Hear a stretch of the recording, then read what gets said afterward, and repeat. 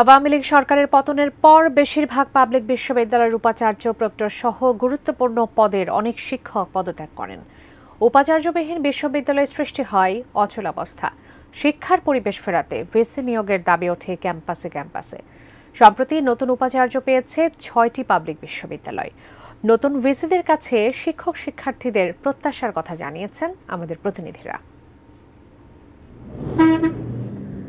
রাজশাহী বিশ্ববিদ্যালয়ের উপাচার্য হিসেবে নিয়োগ পেয়েছেন অধ্যাপক ডক্টর সালেহ হাসান নকিব।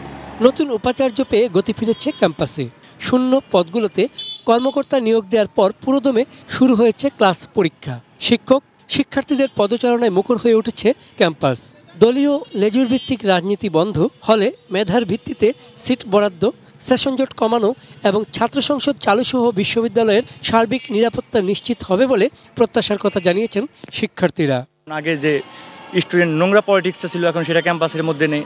আগে সিট বানিয়ে যেত, হলে সিট পেতে কষ্ট হতো। আশাবাদী যে এখন থেকে আর এই সমস্যা থাকবে না। তো নতুন ভিসির কাছে এটাই প্রত্যাশা যেন সেশন জটটা একটু কমে আসে।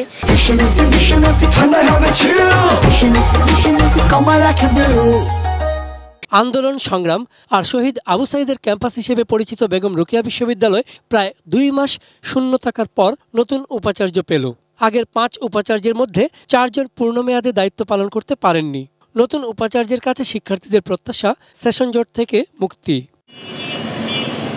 গণ অভ্যুত্থানের পরে চট্টগ্রাম বিশ্ববিদ্যালয়ের প্রশাসনিক বড় বড় পদে রদবদল হয়।